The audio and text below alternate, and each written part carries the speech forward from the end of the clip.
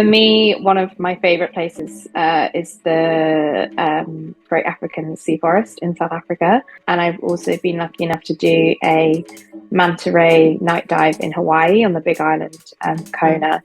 And that was magical. The ocean supports all of life on Earth. So it doesn't just produce the oxygen that we breathe, but it also absorbs carbon dioxide and heat. It's our biggest ally in the fight against climate change. And for me, that is something that's quite important that we tackle.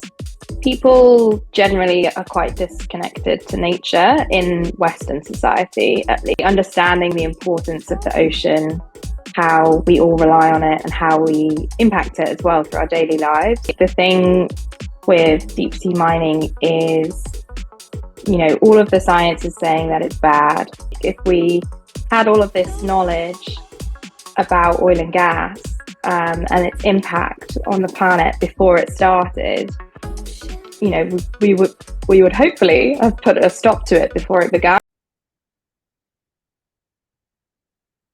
Hi, Rebecca, and welcome to the Shades of Life podcast. I'm very happy to have you as a guest. Thanks so much for having me. Very excited to be here. So without further ado, let's dive in because we are going to talk all things ocean with you. So you specialize in more the ocean. So the first question to you is, why the ocean? Was it something you were passionate about from a young age? Do you feel a special connection to it? What is it about the ocean? I always get asked this question, and for me, I don't think there's like one thing pinpointing it. It was more of kind of, I guess it kind of grew over time. Like I was always fascinated with the environment, was quite environmentally minded from a young age. Both my parents were quite outdoorsy. My dad loved, hiking, so we did a lot of holidays in the UK to the Lake District, the Peak District, mountain biking, etc. And my mum really loved technical scuba diving. So I think that had a big influence on me. We used to go to kind of aquariums, go snorkeling on holiday, and she would show me her photos from these scuba dives. So I think that played a big part. Okay. And I learned to dive at age 11, I think, or a bit earlier than that, 10, 11. And I was just kind of hooked from then on, I think. And went to kind of study biology and marine biology after that, and kind of never looked back, I guess. Okay, that's nice. So you started, the love started early. So, so you said you started to dive at 11. So can you share with us, do you have any favorite ocean places on this planet? Because the ocean is vast. It is vast, yes. I would say that I haven't actually done loads and loads of diving, but I think the places I have been to have been quite special. For me, one of my favorite places is the Great African Sea Forest in South Africa. So that is giant kelp that is just, magical to kind of scuba dive through. It's three-dimensional. You have to kind of like move if you've seen My Octopus Teacher. I was going to ask you if it's the same as in My Octopus Teacher. So it's the same place. Okay. It's the same place. Yeah, it's incredible. Incredible. When the conditions are right, you've got the light kind of coming down. So that definitely is top for me. And I've also been lucky enough to do a manta ray night dive in Hawaii on the Big Island, Kona. And that was magical. I wouldn't really call it a dive. You basically kind of swim to the seafloor and put a rock on your lap and sit there. As all of the manta rays kind of feed around you, and you kind of shine a torch, and everyone is doing this. And so there's just so much plankton, they're filter feeding, they're like acrobats kind of swimming around you. So definitely those two are high up on the list of places. Yeah, that sounds amazing. Is there a reason why you go at night? I think it is to do with the plankton. So they kind of come to this towards the surface at night, and they just feed. And also it's kind of, I guess, more of a spectacle as well. You have the dark waters, and then everyone has their torch, and it's kind of like lit up. It's like being inside of an aquarium. It's really incredible. Yeah. That must be quite an atmosphere. So, Rebecca, you are the director of an award-winning marine conservation nonprofit called the Marine Diaries. Why is the ocean important, and why should people care about it? That's a big question, but that's what you do day in, day out. That is a big question because the ocean does a lot for us. It's super important, and for that reason, everyone should care about it. It makes up 70% of the Earth's surface. So really it is a blue planet. And actually 99% of the like habitable space kind of volume on the planet, which is crazy, given that our lives are so tied to land, and we think about all of these amazing species that are on land, but actually 99% of the space that is habitable for life is in the ocean. And really the ocean supports all of life on Earth. So it doesn't just produce the oxygen that we breathe, but it also absorbs carbon dioxide and heat. And then there are kind of these global ocean currents that redistribute that heat, as well as other things like around the planet. So it's very critical for stabilizing the climate. And if we didn't have an ocean, the planet would be around 35 degrees hotter on average, which is hot. That's massive. Oh my God. Yeah. And, even in the last kind of 50 years or so, as we've been kind of heating the planet with our emissions, the ocean has been absorbing a quarter of that and 90% of the excess heat that has produced. So, it's really providing this huge service to all of humanity, as well as, fresh water, livelihoods, transport, food, resources like cancer-saving drugs. There's just so many things that it provides us, somewhere to enjoy. A lot of people have a kind of spiritual connection to the ocean as well. Just all of these beautiful places and kind of undiscovered species. So I think there's a lot of reasons to care about it. Yeah, and that's exactly why I wanted to have you as a guest, because the ocean plays such a massive role in our lives, and I don't think most people realize it, in fact. So I'm very happy to have you here today to explain us.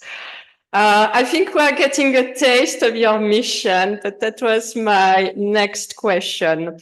What is your mission, and can you explain to us what you aim to do with the Marine Diaries overall? So, like you said, the Marine Diaries is a marine conservation nonprofit.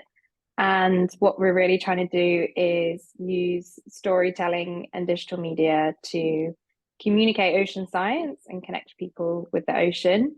So what we're really doing is bridging the education gap between the scientific community and the general public. So there's a lot of things that scientists know and are aware of, and that doesn't reach the general public kind of quick enough for people to take action or call on businesses or vote in a different way, and kind of make informed decisions as well. So our projects kind of include things like educational content, so things like films, posters, articles, social media content, as well as events, which have largely been online so far, but will soon be in person. And also experiences, so like our kind of ecotourism expedition to South Africa, the kelp forest that I was talking about. And we're really trying to build this, I guess, global community of advocates that are increasing that understanding of the ocean and then taking action to, help conserve it, whether that's individual actions or, putting pressure on businesses or signing petitions to call on governments. And collectively, we can make a real difference. So that's a busy mission, but I love all the different angles that you're tackling, and all are very important, including, the trips that you take to people. You take people to the ocean to experience it in a way that perhaps they haven't before. That's also really important. So I wanted to ask you, because you obviously started working with the Marine Diaries at a young age, and many young people today have this desire to have a voice in the climate movement, to contribute, to participate, to do whatever they can, because probably compared to my generation, there is more of a sense of urgency that, we are still young and we are many decades ahead of them. And the future in 30 years, 50 years is very uncertain. We don't know how things are going to go, in what direction we are going to go. So I wanted to ask you, for young people who today would aspire to contribute to the protection of the environment, how does someone as young as you start and manage a nonprofit? And would you have any advice for someone who would wish to do the same today? Well, I'll start by saying we didn't begin as a proper organization. Okay. So really, how we kind of started was three of us came together during our master's course. We were studying tropical marine biology and decided to start a blog and an Instagram profile. And that was really how it began. And over the years, the kind of, the organization has been set up and we've expanded the projects that we do, and we've kind of defined, more clearly our organization. And I would say it is a lot of work running an organization. And I think my advice would be to really think through, why it is that you want to set something up and whether or not that is the best course of action, or whether you can offer your skills to something that's already established. And, if you do want to start something, I would say start small, start local, and then build it up as you go. And really bring in people that can help you do that. And figure out what it is that you want to focus on, whether it's a certain topic or a certain issue or a certain way of doing things, like thinking about how you can be a bit different to what's already out there. And yeah, kind of, I guess, filling a gap or solving a problem that hasn't been kind of tackled yet within the ocean conservation space.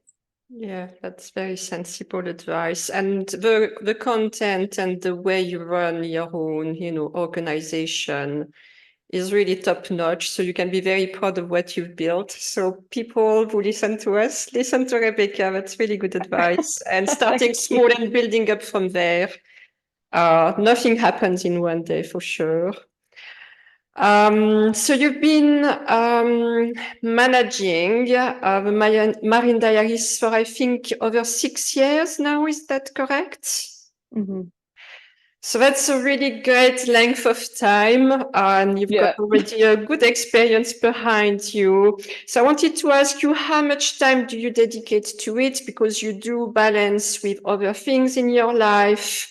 And to spend so much time doing so long on something must be really driving you about it. So I wanted to ask you, what is driving you? What is your biggest why? And why do you invest yourself in it? And why do you continue, obviously? Well, yes, I guess to answer the first bit, as you know, I also work full time. So I mostly spend evenings and weekends on the Marine Diaries. Over the years, the amount of time that I've put in has kind of varied. When we've got a big project on, obviously I'm putting in more time, and there are other times where we just kind of have our day-to-day content kind of in the works, and we have teams that kind of handle that. So yeah, I would say during COVID was the most time I ever put in, which unfortunately did lead to some pretty severe burnout. So yeah, there are definitely times where I thought about giving it up, but there is definitely something that keeps me going, and I think that is just knowing that we're actually making a difference. From people who kind of come to our online events and the kind of feedback we get from those afterwards, or comments we get online about sometimes it's kind of like, I had no idea this was a problem, or like, thanks so much for kind of bringing this to light, or I've signed the petition, I've shared it with my friends, or just little things like that. A lot of time we get emails from students or comments from students saying that our content helped them with an assignment or something like that, or just knowing that people are actually learning from what we're putting out there. And I think as much as I probably haven't like thought about this a lot, having had conversations with people recently, I think the essence, I guess, of my calling in life, or the thing that drives me forward, is being able to kind of share knowledge and also bring people together. And I think the essence of what we do at the Marine Diaries is really about that. And also personally, I just have so many ideas that I want to You're very creative, do. right? Yeah. And having the freedom to do that through running my own organization, is something that I guess propels me forward, because I know that if I want to do something, I can do it. And it's yeah, that freedom, I guess, to be able to do that. Yeah, that's great. Lots of good reasons. So your main focus is on communicating ocean science through storytelling and digital media. Why are you passionate about this aspect in particular? Why ocean science? Yeah, good question. I think people generally are quite disconnected to nature in Western society, at least. And the ocean is just this huge place, as we've been talking about. It's huge. It's super important. It impacts everyone on the planet, but it's quite inaccessible to a lot of people, and it's very out of sight, out of mind. Like, people might have maybe been to the beach, but they haven't really looked under the waves. They might not have experienced like another ecosystem. They haven't seen the high seas, which are like, vast and huge and expensive to get to. And for me, like, I think there are just so many things affecting the ocean that really need to be brought to light. And it's our biggest ally in the fight against climate change. And for me, that is something that's quite important that we tackle. And really, education is the first step towards, caring and also taking action. So without that knowledge, we can't, we can't act.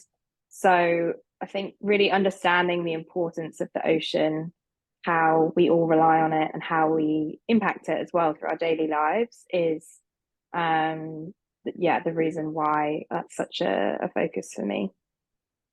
Yeah, I like the word education. I always say, if we want to progress on, solving the issues we are facing, education is definitely really key. And this is when science is a perfect avenue to progress on this. One question I wanted to ask you, because you are a female director, would you say that the parity between men and women in ocean science is equal? Would you say there are enough women, enough diversity? What's your view and experience on this in your space, if you think it's a relevant question? Yeah, no, it's definitely a relevant question. I think in my experience personally, within kind of marine biology, ocean science, and ocean conservation, there are more women than men, as far as I have come across. Particularly in the early career stages. There's obviously also some incredible kind of female leaders and yeah, running amazing organizations. A few I would mention would be Natalie Fee, the founders of Miss, Jasmine Carly, Armani and Jada, Emily Penn, Asha DeVos, and there's just so many more. Yeah. But there is this concept within ocean science, academia in particular, of the leaky pipeline, and it's also applicable to STEM roles in general.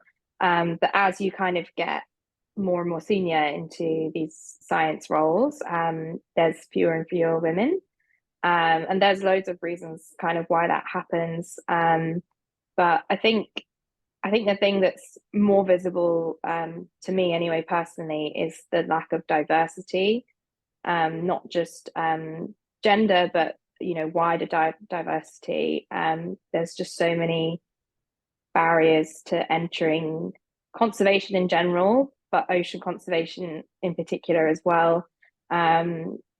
It's so expensive to learn to scuba dive, to attend university, to build up the relevant experience. Like often, you have to have kind of volunteering experience on your CV to get roles. And you can do that locally, but obviously there's still costs involved. And depending on what kind of job you want to go to, there's a lot of expense to go to kind of, a different country and then volunteer and build up field work and things like that. So from my personal experience, there are lots of women, but maybe lots of women from similar backgrounds. And that's not to say there's not none. There's not none from different walks of life, but I think there's definitely a kind of skew, which is something that we need to change, definitely. Yeah, I think that's kind of patterns we see with other industries as well. So there is definitely something there. I think also when, a certain type of jobs hasn't been part of your culture forcefully, when we talk of diversity more in general, it's about showing people that they can do this, that the doors can be open to them. I'm hoping to discuss this with a guest in the future, more in the interior design world, because there has been notoriously a lack of diversity in this particular industry, but some people are tackling it. And obviously, there has been movements in recent years that have helped make people more aware of the lack of diversity when we don't always think about it. But when you start opening the doors to, more diverse people and showing people you can do this too, it's not just limited to this, kind of archetype or whatever. Yeah, it just expands people's minds and the possibilities for more people. So yeah, thank you for your answer on this. So I think we touched base on this, but that's a question I want to ask you because I find it important, and you gave us some cues here and there already. But working with the ocean doesn't always mean that you live near the ocean. And yourself, you live in London. We actually live in the same area in London, funnily, which is very rare for me to have a connection living where I live. But where I wanted to ask you, do you miss this close connection to the ocean, considering you work, with the ocean every day as part of the Marine Diaries? Do you have any tricks to keep this connection alive, even when you are far away from it? Because through your work, you are aiming to make people feel connected to the ocean, far from the eyes, far from the mind. But so it's kind of similar to your situation where you live far from the ocean. Yeah, it's definitely a struggle, I would say, to be so far away. Well, not actually that far, Brighton is an hour on the train. Yeah. But yeah, I think when I was younger, I always imagined I would be in the ocean every day. And I think that is also what a lot of people envisage when you say the word marine biologist or ocean conservationist. And there's actually a lot of people who are based in London or who work for, ocean conservation charities or in this sector that, don't live near the ocean or can't scuba dive or, have not really spent much time in the ocean. They just care about the cause. Okay. But for me personally, like I was kind of saying at the beginning, like I don't have loads and loads of scuba diving experience. I don't get as much time in the ocean as I would like. But I definitely treasure the times that I do get and make the most of them as much as I can. But I think there are quite a few ways now, particularly with technology and things like that, that you can kind of connect to the ocean even if you don't live near it or whatever it is. So I would say watching films, documentaries, great way to kind of almost experience the ocean. Even looking at photos or videos, whether that's online or going to an exhibition. There are a lot of kind of environmental exhibitions that you can go to. Something that I personally love to do is like cold water immersion. So going to a lido or a river or a lake. We've got Hampstead Heath ponds, obviously in London, which I love. And just having that. There. Okay. Yeah, I love it there. I'm actually thinking of doing it. So let's go. Let's go together. I went there in March one year and it was pretty cold. But yeah, it's incredible. And you get it's supposed to be good for your mental health as well, I think. Yes. Yeah, exactly.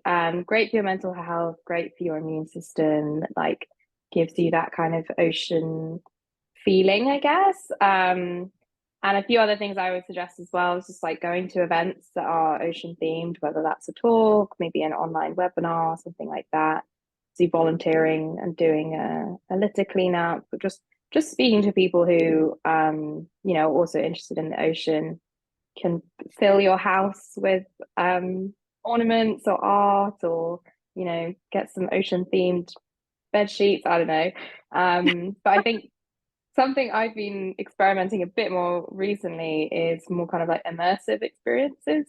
So like listening to an ocean sounds playlist on Spotify, or like trying to go to something that's VR, AR based kind of exhibition. So there's all these cool ways I think you can stay connected and stay grounded. I would say like sometimes nothing really compares and you just have to try and get yourself to the closest ocean or water body that you can. Yeah, no, I'm also asking you because I am a big fan of the ocean and it's always been my dream to live by the ocean, but I've never lived by the ocean, basically. Same. And I do miss that connection and everything you've cited, it's great advice. And there's so much that people can pick into all of this. But yeah, every year I do have to take a holiday by the ocean. Like I went by the coast of the UK, actually by the Celtic Sea in the west for Easter for 4 days. And it was just like the best thing ever. And there is really nothing that compares being by the ocean. But when we are disconnected, it's nice to do all of these things. And I like going to community events or conferences because you are immersed within a community who cares about the ocean. And I also find that really, really helpful. So thank you for that, Rebecca. Climate change has become one of the most important headlines in the media. I wanted to ask you, and I think you did mention quite a few things already, so do not hesitate to summarize, but how does climate change affect the ocean? Because if you had to summarize a picture of it for people, because the ocean is so important in our lives, and obviously climate change has become a threat, and it has become a threat for the ocean and its life and our lives. So could you give us an outline on this? Yeah, of course. So, obviously with climate change, the whole planet is getting warmer and there's more CO2 in our atmosphere. And that is kind of being absorbed by the ocean. And that's kind of leading to two things. So higher temperatures and more acidic water. Yeah. And that then leads to a whole host of other things. So, higher temperatures are leading to decreasing sea ice in the poles, particularly in the Arctic, marine heat waves, which are these kind of, prolonged periods of intense heat, sea level rise, and all of these things affect, organisms and entire ecosystems. Obviously, the most well-known one is coral reefs, which are very sensitive to temperature increases. And then the kind of more acidic waters have a whole host of kind of separate impacts, particularly for animals that make skeletons out of calcium carbonate, which is a kind of mineral found in the ocean. So a lot of animals like corals and shellfish can't build their skeletons fast enough. And then other organisms have, specific pH tolerances. So eventually the ocean might get too acidic for those kinds of organisms to survive. And there's even been studies that show like small pH changes can actually influence the behavior of animals. So one example is clownfish. At increased pH, they like had a lower kind of ability to detect their predators. So obviously that has like a cascading effect because if they're being eaten more, then then what their role in the ecosystem is also diminished, and then that kind of like carries on, and everything is so interconnected. I think we think about, oh, coral reefs, maybe they're bleaching, or polar bears won't survive in the Arctic, but all of these things are so interlinked together that there will be these knock-on impacts as those things kind of start to happen. Yeah, absolutely. No, thank you for raising this. I always never want to assume that people know, and this is when you have such a knowledge about all of this that, you're giving us lots of little gems, and it's important to bring them up to make people aware. So the next topic is a big one and a more recent one, although not that recent. We'll talk about that, but deep sea mining. Deep sea mining has become one of the newest and biggest headlines in the media when it comes to the ocean in recent times. And it has emerged in response to the global minerals shortage worth at least billions of dollars. I don't know why we are talking billions, probably trillions, whatever. The interest in the topic has grown exponentially over the past year as many people are concerned about it. So for people who are not familiar with deep sea mining, can you quickly explain what it is and what is the truth about it? Is it good or bad for the planet? What is the true cost of it for us? Yeah, so deep sea mining is essentially extracting or planning to extract some minerals that are found in the deep sea on the seafloor. So there's certain areas in the ocean that are very rich in things like manganese, cobalt, and other minerals. And like you said, interest in this is rising, and that is driven by an increase in smartphones and also renewable energy. And this, I guess, kind of rising concern that those minerals are like running out on land. But it's definitely bad. I wouldn't say it's going to be good for the planet.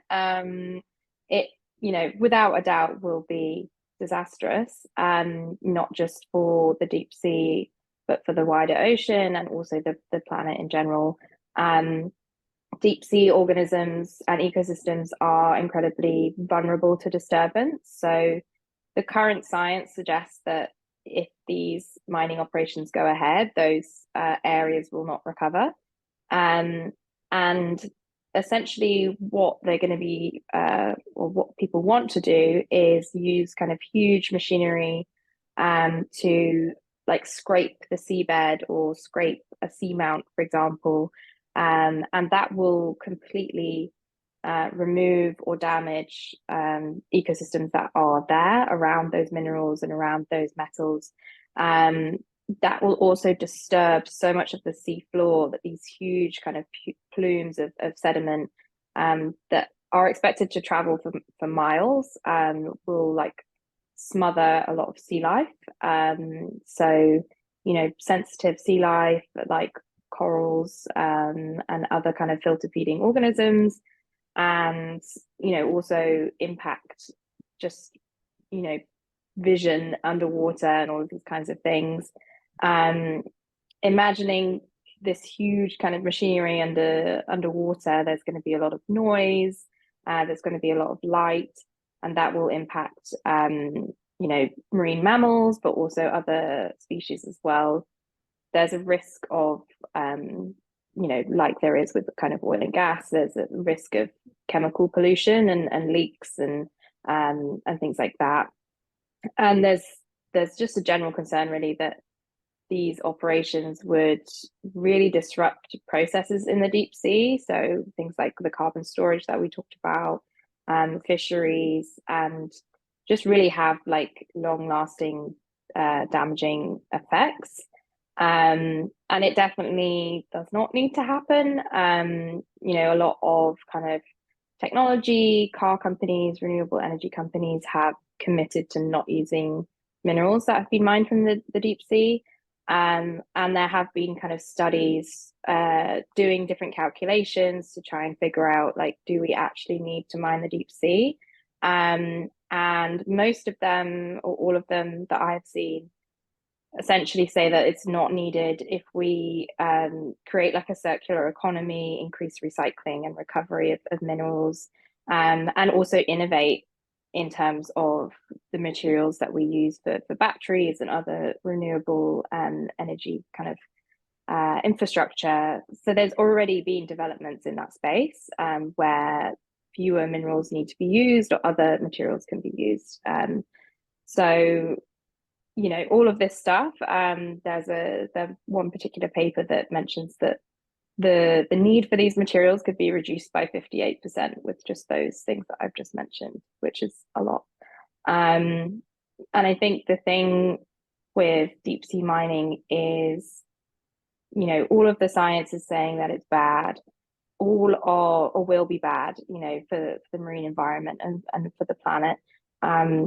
Most of the science is saying that we don't need it. We don't need to mine these minerals, and it hasn't actually started yet. There have been exploration licenses granted, and there's been kind of testing mining happening, but no one yet has actually commercially mined the seabed. So we have this kind of chance now to stop this huge industry from going ahead. Like, if we had all of this knowledge about oil and gas and its impact on the planet before it started, you know, we would hopefully have put a stop to it before it began, and we've got that opportunity now. So yeah, it's something I feel quite strongly about and have done a lot of work around. So yeah, I really hope it doesn't go ahead, to be honest. Yeah, I mean, I had the first guest for the podcast said something that is very relevant for this discussion. He was saying sometimes we humans create a solution that creates another problem, because a lot of the deep sea mining that's happening today is supposedly supposed to answer some of the climate changes problems we have, because it's to invest in electric car batteries, in solar or wind technologies, because they need minerals to function. but then it creates another issue. So it's like, should we solve one issue by creating another one? As you said, we were aware of the companies who were exploiting oil in the past knew that it would create issues down the line. And today we know the same. I wanted, as part of this discussion, to make people aware of 2 or 3 dates that I find important as part of the deep sea mining discussion, because it has obviously been a lot in the media, perhaps over the past year, would you say? It hasn't been for so long. But I wanted to make people aware that the United Nations began to establish the laws of the sea in 1958. And basically what it says, and that's important as part of the discussion, is that beyond 200 miles of a country, of a country's coastline, the ocean sits outside of any country's jurisdiction. So the ocean doesn't belong to anybody, but this is where we find most of these minerals today that are worth a lot. And in 1982, second date, this is when they established the ISA, which is the International Seabed Authority. And they are having a lot of work at the moment with everything around deep sea mining. But basically, they adopted different laws in 1982.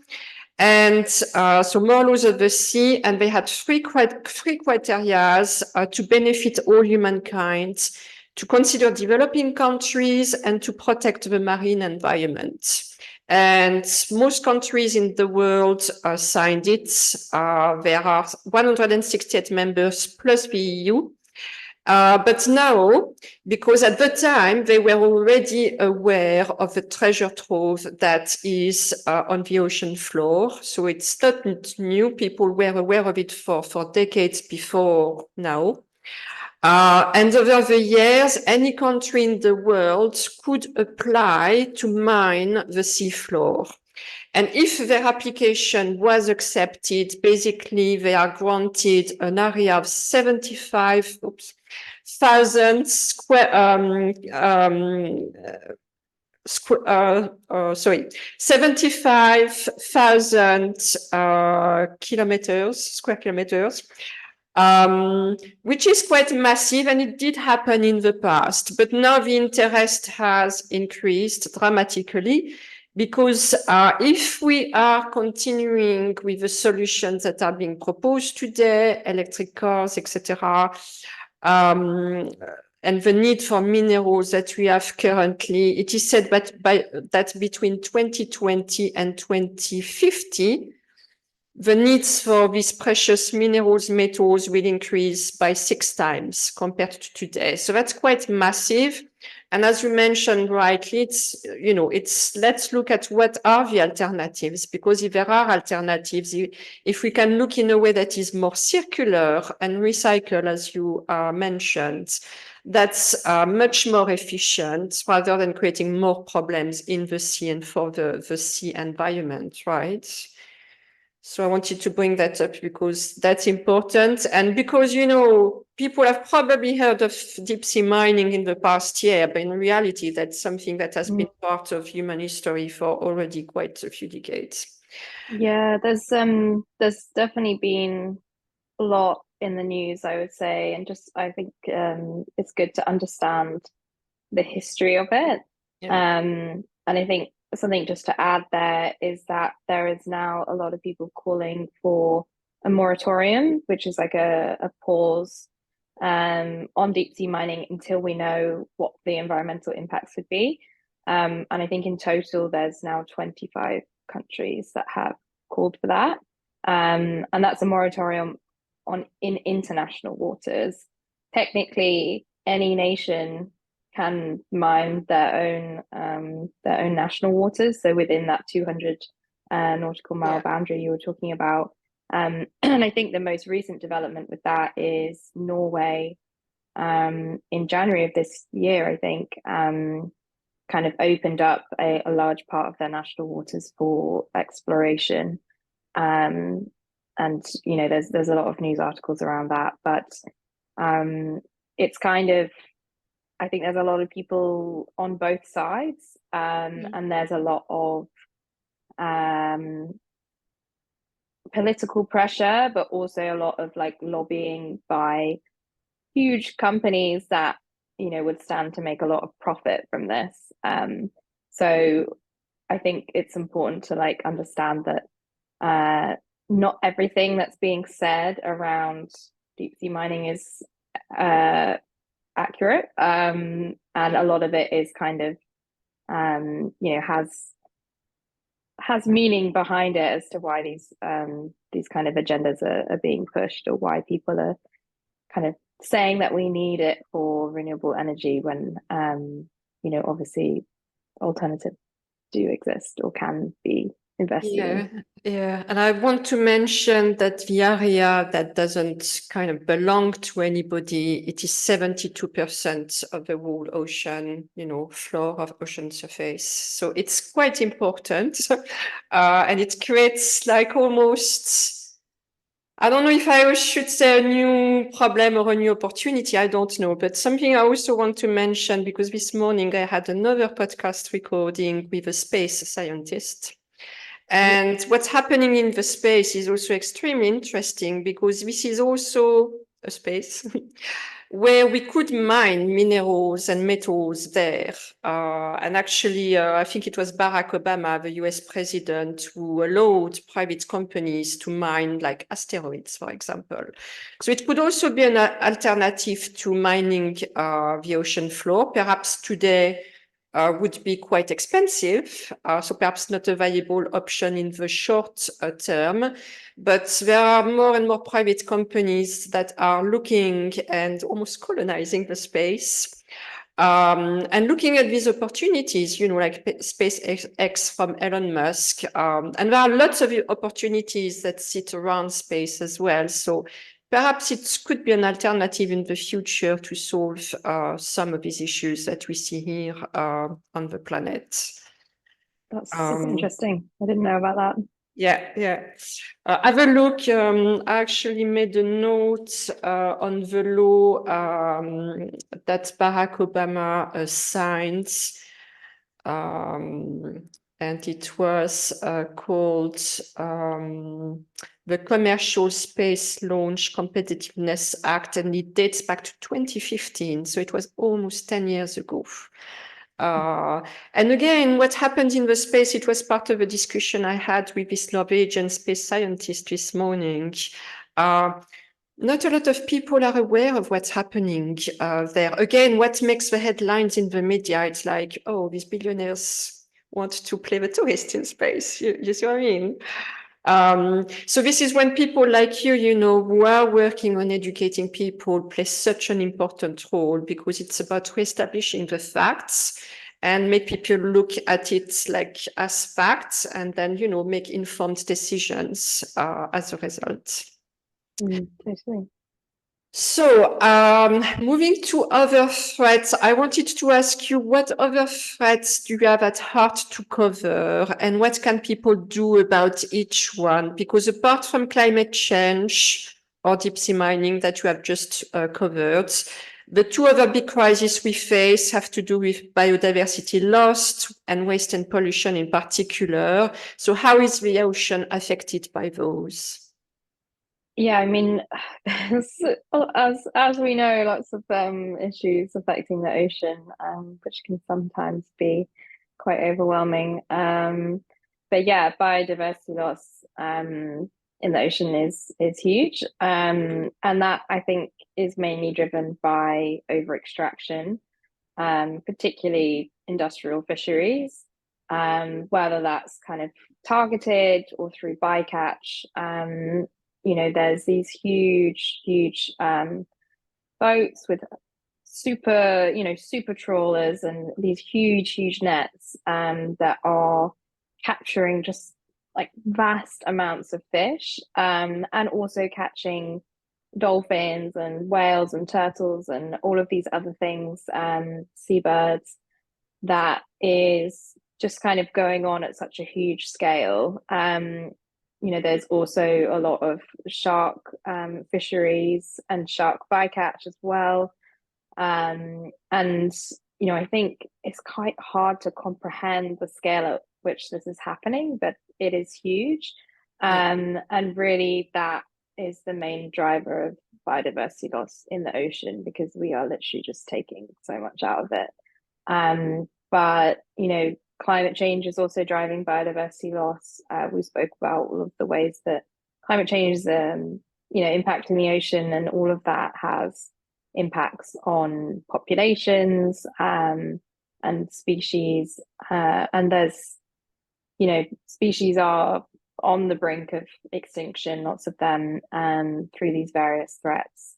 And I think particularly with biodiversity loss, something that people can do is, I guess, make informed decisions about what you're eating, really. So, you can reduce the amount of fish that you eat, but also, if that's an option for you, or kind of diversify or look for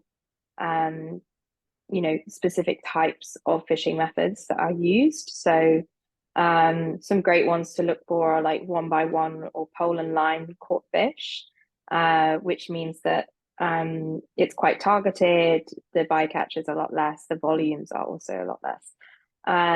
You can also look for species that are like smaller and lower down the food chain. So sardines, for example, anchovies, and avoid, if you can, like farmed salmon, for example, because not only are the farms themselves quite damaging for the environment, and if they're out in the ocean or fjords, for example, what's actually happening is, because they're carnivorous fish, there is a ton of fish being caught, wild caught, being processed, and then being fed to those salmon. So I think there's, I think it's 3 kilograms or more. I can't remember off the top of my head. Maybe you could look it up and put it in the show notes. But it's like multiple kilograms of wild caught fish are fed to create 1 kilogram of salmon. Oh, wow. So yeah, and I think a lot of people don't know that. I think people are working on enclosed land-based systems for certain fish, typically ones that are don't need to be fed other fish, so they're a lot more sustainable. And you can also eat things like shellfish, which can be grown with no inputs at all. They're very sustainable. Okay. So yeah, I guess being kind of informed about the choices and where your food is coming from is a big plays a big part. And you mentioned pollution as well, and obviously that's plastic and waste, but there's also noise, light pollution, chemical pollution.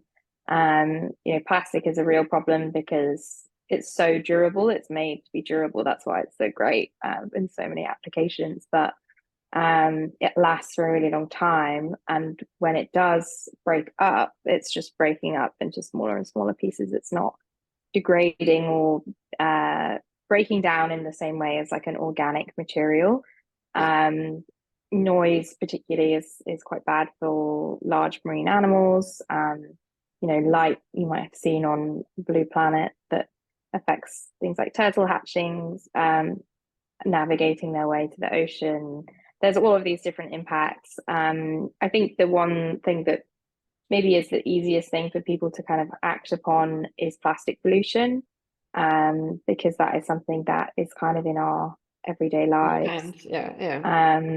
And I would recommend checking out Plastic Free July and doing that challenge, because it really opens your eyes to how much plastic we consume on a daily basis. And from there, you can learn a lot more. Yeah.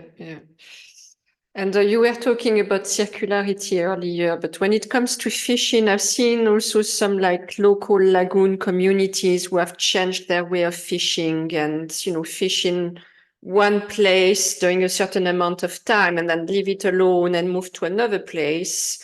And there are nice ways like this that you can change, the way people fish as well to allow an environment to regenerate and regrow. Yeah, that's a very good point actually, and that I think is kind of brings in the distinction between industrial fisheries and small scale fisheries.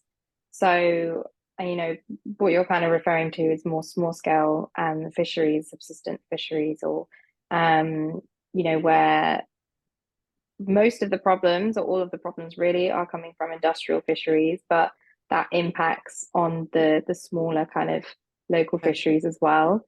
And yeah, like rotational kind of similar to how you would maybe rotate crops throughout farmland, it's similar with Exactly. the ocean as well. Yeah, absolutely. Thank you for all of this, Rebecca. So since you have created the Marine Diaries, what project have you been the most proud of and why? This is a nice question. People don't like this question usually. You have to choose. I mean, yeah, I would say that the past 6 years have been a journey of kind of coming up with ideas, testing them out, and kind of figuring it out along the way. And obviously, I'm proud of everything that we've done as a team and all of our volunteers that have helped. But I think the biggest project and most successful project that we've done to date was our Marine Ecosystem Diaries, which was basically a 9-month project covering 9 different marine ecosystems.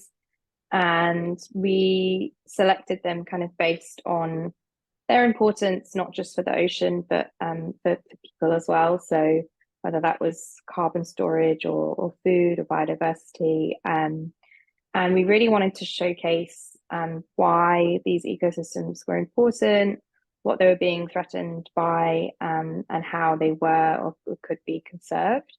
So we did that through a series of short films, illustrated posters. We worked with 9 different artists to create these posters, which were all beautiful, articles, some online events, and like a whole social media campaign behind it. And this was basically planned and executed during COVID. So we had around, I think, 40 volunteers at the time, which is the most we've ever had at once, and collaborated with like over 130 different individuals and organizations who, donated footage to us and, were interviewed in our articles and things like that. And yeah, I mean, it was fantastic. The response that we had was amazing. The materials started to be used by kind of students, educators, NGOs around the world. And all of the content is like open access. So the films are on YouTube and the views just keep climbing. Honestly, I check back and I'm just constantly like amazed that they're in the thousands. I think they've got 80,000 views in total. Okay. And it just, it keeps growing. And obviously that was incredible to just have such like a streamlined team, and everyone was aligned on the mission of what we were doing. And we had such a great response as well. And obviously that helped us receive some awards and things like that. So yeah, I would say that was the thing that I was most proud of. That sounds amazing. And I'll put some links when I post our podcast on YouTube as well. I'll put a link to the videos because that sounds absolutely amazing. So Rebecca, you were nominated as a regional finalist in the Commonwealth Youth Awards last year in 2023. I wanted to ask you, did you connect with other young change makers on the back of it? And what did you get from this experience? Because it's always nice to be nominated for an award, right? But Yes, what did you definitely. get from it? Yeah. I mean, yeah, it was incredible to, I think, get just like this recognition of the work from the Commonwealth and ours was particularly for our team's contribution to SDG 14, Life Below Water. And the awards are kind of built around the SDGs and sustainable development. And yeah, I guess just to know that what we're doing is recognized, and obviously we're a voluntary team as well. So to be able to receive an award, for all of that voluntary work, just I guess makes you know that it's worth it, or at least that other people think it's worth it as well. And it was pretty special. It was the award ceremony itself was held in St James's Palace in London, which was quite snazzy. And yeah, I met so many amazing young people from across the Commonwealth who are working on, loads of amazing things that help support people and planet. Many of them very established and kind of well run, and we became quite close friends. We spent some time together in London, and now I have this kind of community, I guess, of people who I can reach out to for help or speak to. But I think the main takeaway, or what I hope will kind of come from getting the award, is helping to secure us funding in the future for the Marine Diaries, just by the Commonwealth is very well known and well recognized, so it's quite a big stamp of approval, I guess, in that sense. Yeah, absolutely, and I only wish this for you. So have you collaborated with any other great organizations apart from this experience you had with the Commonwealth Youth Awards? I've seen somewhere in one of your posts or on your website, I can't remember, that you did something with a peace boat at some point. It raised my attention because I did a collaboration with them. I think it was last year during New York Climate Week. So it caught my attention. Amazing. Yeah, I mean, Peace Boat is awesome. And I love Emily. She's so lovely. She's amazing. Can you explain to people what is the Peace Boat and what did you do with them? Yeah, so Peace Boat is this incredible huge boat. It's a literal boat. And it takes guests on board, but it also supports each year like a cohort of young people to come on board and then travel around the route that the boat is taking, and participate in educational workshops, meet NGOs at each destination, and really just, I think, give them the skills and the opportunity to then go on and do whatever they want to do. So I actually gave a talk to the 2013 cohort just before they departed London on their voyage last year.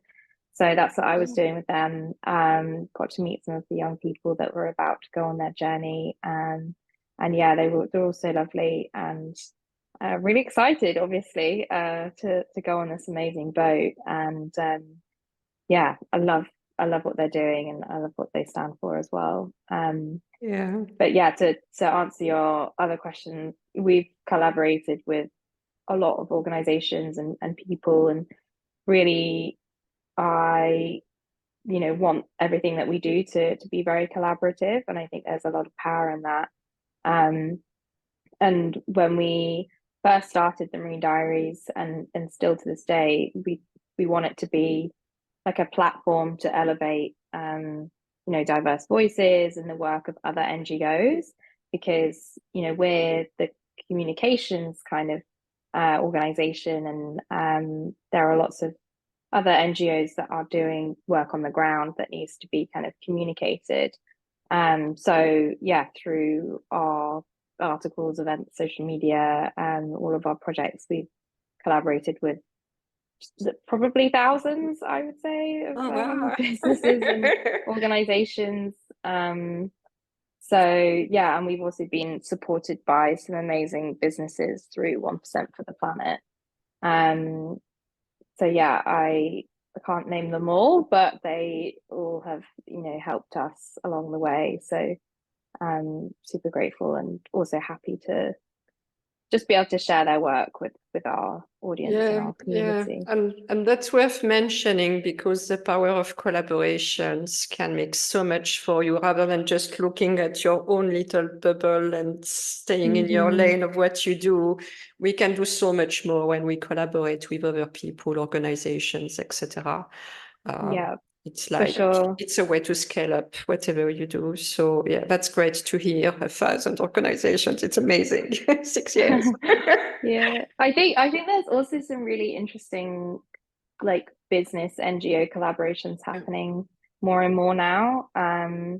There was one that I saw with Feel Good Drinks, I think they're called, where they collaborated with, I think it was Project Seagrass, to support seagrass conservation. So like each drink that you bought, a certain amount went to fund seagrass conservation. So I think a lot of businesses are also realizing the power that these collaborations can have as well. Yeah, definitely. And I come from the corporate world when it was a culture that definitely used to be very focused on themselves and on the companies and the brands, but it has changed so much. And I think now people have opened the door to collaborations and it is better for everybody. That's for sure. So moving forward to the future, what are your next steps with the Marine Diaries and what can we expect to see from you over the next year? Any particular projects you want to mention? Yeah, I would love to mention our upcoming e-learning course, which, speaking of collaborations, was developed by one of our 1% for the Planet partners, Mint, the e-learning experts. And that is based all around the content from our Marine Ecosystem Diaries project. And it's really geared towards, anyone, but particularly people who are maybe in kind of secondary school, university education, and just after. So people who want to learn more about marine biology, marine science, but in a quite an Compelling easy way. to follow. Yeah, exactly. So it's a beautiful course launching soon, hopefully. We also are working on 2 films. One of them is around seabirds, climate change, and like ethical wildlife interactions. And the other one, which is quite close to me, is all around disabilities within ocean spaces and scuba diving in particular. And then obviously we have our ecotourism expedition to South Africa this September. So if you want to scuba dive in the kelp forest, then you can come and do that and learn about this incredible ecosystem, do some citizen science. So but I think That's amazing. looking further into the future, so many ideas that I want to do and aspirations, but the main thing really is for us to get funding for our projects and for the organization as a whole. So what's the space, I guess. No, the course sounds amazing. And I know when I was, kind of teenage years, that's something I would have loved. So I'm sure it's going to work well. Try to monetize it as well, as you are looking for funding. That would be a good one to look into for that. So one question I actually wanted to ask, and I'm very interested in it, is that you have a very nice team of volunteers supporting the mission of the Marine Diaries. And again, trying to, learn from you and your pearls of wisdom and how you're running, obviously, your organization. How did you put your team together and how important is it for you to have this support system of volunteers? So I guess in terms of putting the team together, initially it was just the three of us that I mentioned that were on the course together. And I think really it's a long time ago now, but we were asking people we knew, speaking to other people on our course about, writing an article or something like that. But then we launched our like editorial series in 2018, and we actually advertised, volunteer roles for editors, conducted interviews, training, and then started having kind of regular meetings to plan content. They each like were buddied up to edit each other's articles and kind of check in and things like that. So that was the first time we really like built the team, I guess. And then after that, I was looking for like a social media team. Um, Again, advertised the voluntary position. And eventually, I think as the organization's projects have expanded over the years, we've just taken on kind of more volunteers and created specific roles. What I found works quite well, particularly because it is volunteer based, which I hate to add to the volunteering status quo in marine conservation, but sometimes it just has to be that way. But what I found really works is giving people very specific roles that are not too kind of huge. Like I obviously do a lot of things across the organization, and I'm happy to put in extra time.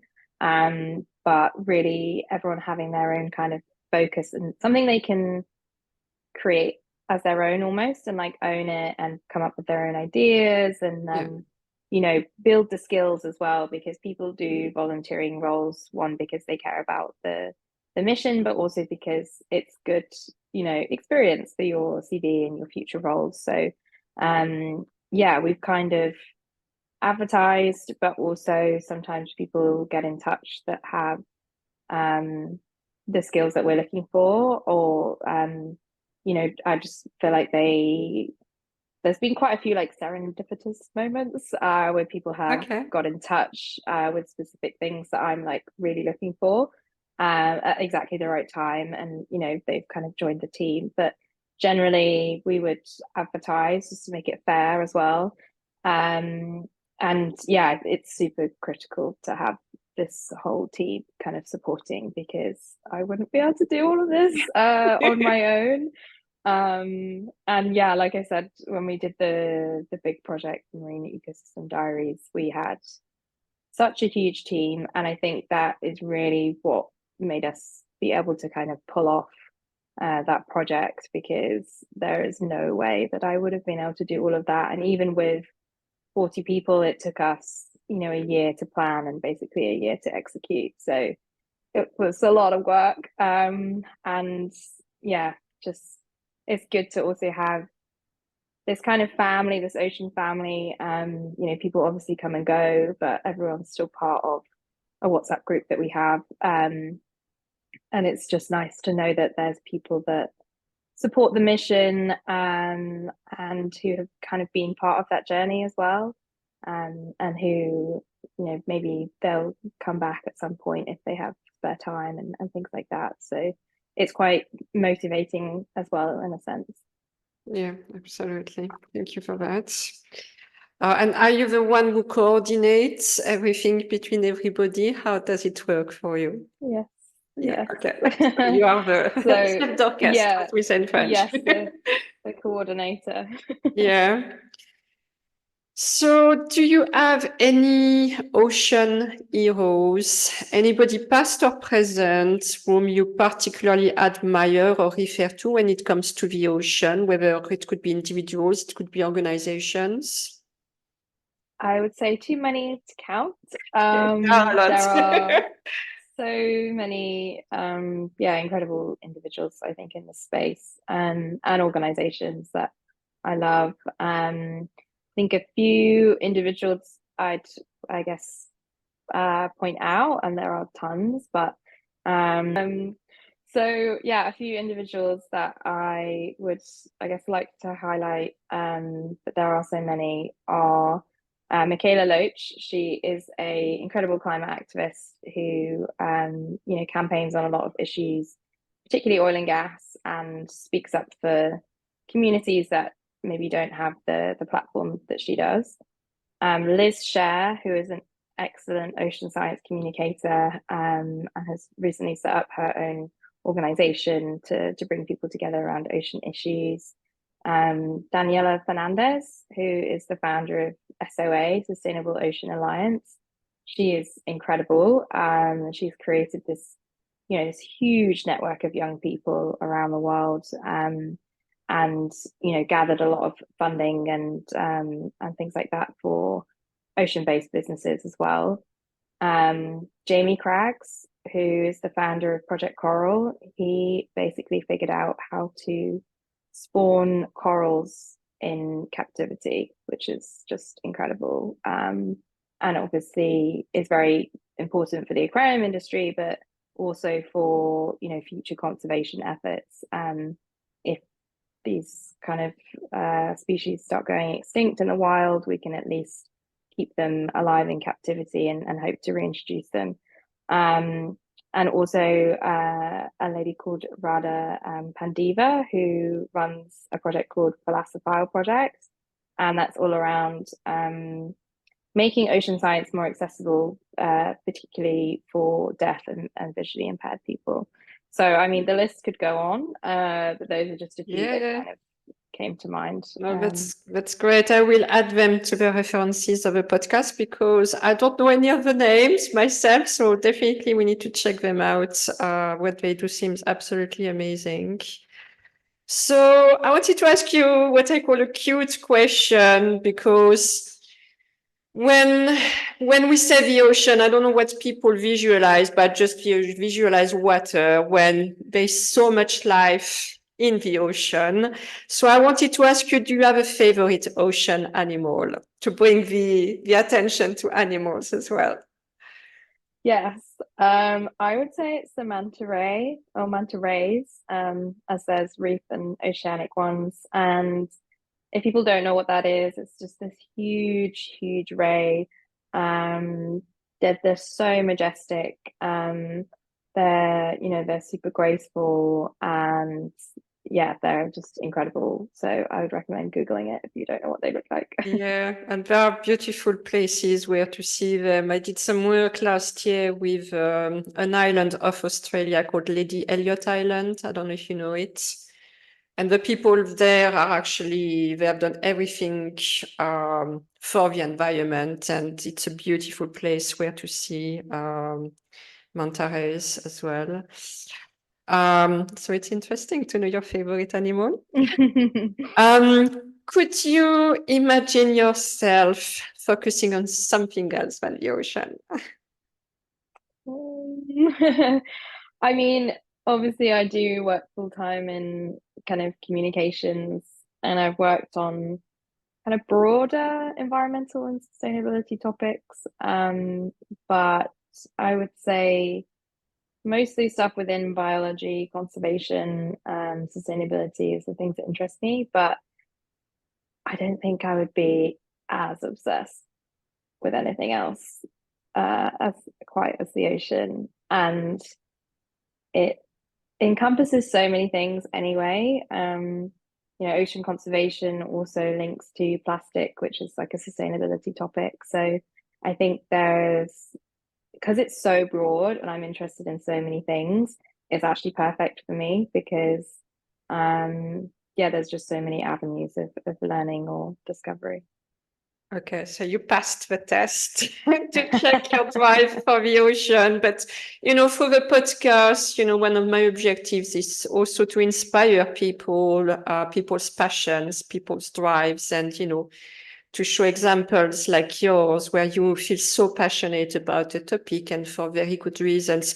And I'm totally with you, I think many women probably feel like this, like we have diverse interests, and to be able to find, jobs or occupations that can encapsulate these diverse interests like communication, creativity, the ocean, biology for you. You know, you've managed to crystallize that within a role, and that's fantastic to see. So I've got a number of rapid fire questions for listeners to learn more about the ocean. And as you are a specialist in all things ocean, are you ready? I'm ready. Okay. So all about the ocean. So why is it blue? Basically because the ocean and the water absorbs red, orange, and yellow light more strongly than blue, and blue is what's left over. Wow, amazing. Why is the ocean water salty? Two reasons, or two sources, I guess, where salt comes into the ocean is runoff from land. So rainwater is acidic, it dissolves rock, and that makes its way into the ocean via rivers. And then there are kind of openings in the seafloor, like hydrothermal vents, that kind of eject salty water. Okay. How much of the Earth's surface is oceans in comparison to land? So 70% of the Earth's surface is ocean, the other 30% is land. Amazing. How deep is the ocean, and how does it compare with the tallest building on Earth? So the deepest part of the ocean is in the Mariana Trench. It's called the Challenger Deep. It's around 10,000 meters deep. So the tallest building is the Burj Khalifa in Dubai. That is 828 meters. So there's around 13 Burj Khalifas in the Challenger Deep, which is a lot. It's deep. Yeah, there are some architects who can still be challenged to build taller buildings I'm to sure. match the ocean, the depth of the ocean. Amazing. What is the biggest animal living in the sea, and do we know how long they have lived on the planet? Yeah, so the biggest animal is the blue whale, and they can grow up to like 30 meters long. They weigh the same amount as 15 school buses, so they're pretty big. And they have been around for, we think, 4.5 million years. And to compare that, modern day humans have only been here for 200,000 years. Oh, amazing. And I can say this to people because I did check in the past. I thought, oh, perhaps there has been a dinosaur who's been bigger than the blue whale, but no, there hasn't been. The blue whale has been the biggest from what we know, for sure. Next question, which is subjective, so don't judge. Why animals seem to get creepier or weirdest looking the deeper you go? That is definitely true. I think there is maybe some scientific basis behind it. Obviously, the deep sea is quite harsh, like it's very high pressure, it's cold, it's dark. And so all of these deep sea, like super deep sea creatures have adapted to these conditions in kind of like weird and wonderful ways. But maybe it's also that we're just not used to seeing them, and we're used to things that, you know, we see more regularly. I don't know. A manta ray, for example. Yeah. Yeah, absolutely. Biggest mystery from the sea. I don't know how you're gonna answer that one. I think there's so many. Like, I think the biggest, I guess, mystery is we haven't really explored most of the ocean. I think 25% of the ocean floor has been like properly mapped with modern technology. And we're just constantly discovering new ocean species as well. So I think the whole of the ocean is one big mystery. Yeah, that's really interesting because, you know, in the past I used to hike in different places on land, obviously, and professional trekkers or hikers, I can't remember how they call unexplored places on Earth. I think they called it white places, let's say. And there are not a lot remaining on land because so much has been explored, but there is still a lot in the ocean we haven't been able to explore at all. Mm. I think you mentioned a few things during this conversation about it, this next question that were so interesting. So how water temperature affects air temperature? Perhaps it's a reminder from what you said before. You said if there wasn't the ocean, the temperature would be 35 degrees more for us.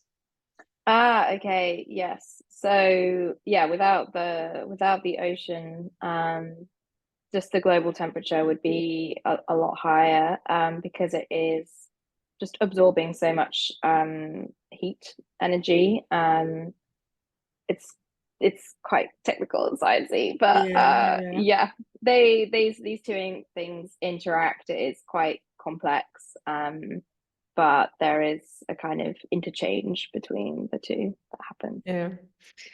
So last question of our rapid fire questions. And I've only put this question here because when I researched on YouTube, I've seen people are so interested in this question. There are hundreds of millions of views just for this question. So I thought I would ask you and understand perhaps why people are so interested in it. So why Atlantic and Pacific oceans don't mix? First, is that true?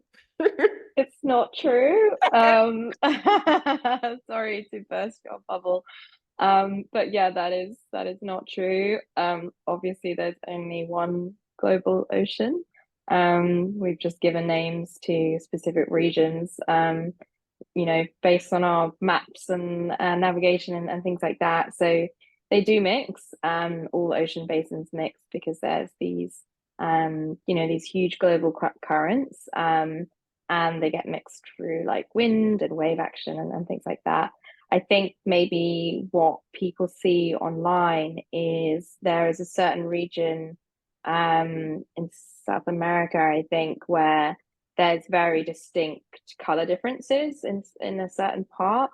But that is basically due to very high sediment content of glacial runoff in one area, and then that just meeting kind of salty ocean water. But they will eventually mix together. Yeah. So yeah, there's these like lines. It's funny because also when I was younger and we went to South Africa, and when you go to Cape Point, there's also two oceans. And I remember my dad saying to me, like, can you see the line? And I was looking at it for the longest time, like, I can't see the line. And he's like, can you not see it? Like, it's there. And I was just like, oh, and he's like, this is where, two oceans like come together. And I was just like, really can't see it. And it was obviously a joke. And it's a good one, probably, because yeah, it seems people are very interested in this question. Okay, that's great. Thank you for answering all of these questions. Sometimes the simplest ones are the most interesting. So, Rebecca, I'd like to finish this podcast with the same last question for everybody. If you were a color, what would it be and why? And that's really to make us learn a little bit more about you. I'm sure you can probably guess what mine is. Blue, of course. So what type of blue? Because the spectrum of blue is vast. Oh, I mean, any blue. Maybe a ocean blue. We'll have to check what it is then. I would say like a deep blue, like a dark blue, navy or something like that. Yeah. Gosh, so you're gonna have the same color as my guest this morning. We're gonna have to find a way to differentiate. I'm gonna ask you for a Pantone color, perhaps. But yes, the ocean matters a lot in our lives. So yeah, that's a nice color reference for sure. And actually, the person who gave me the same blue color as you was the space scientist I referred to. Ah, there we and go. I thought he would choose something from space, but he said to me, no, Ingrid, we have a blue planet. The ocean is vital in the life of our planet. So his choice was blue. Same. Yeah, amazing. So thank you so much, Rebecca, for joining me on the podcast and for being such a beacon of light and everything you do around ocean education, because it is the most important ecosystem on the planet. Life wouldn't exist as we know it if it didn't exist. And what you do is really to connect people to the ocean, and it is a crucial task. So we wish you the best with the Marine Diaries and in your future projects with it. Thank you so much. And yeah, thanks for all of your questions. It's been really great chatting. And let's go to Hampstead Heath and go for a swim. Yes, let's go. Thank you, Rebecca.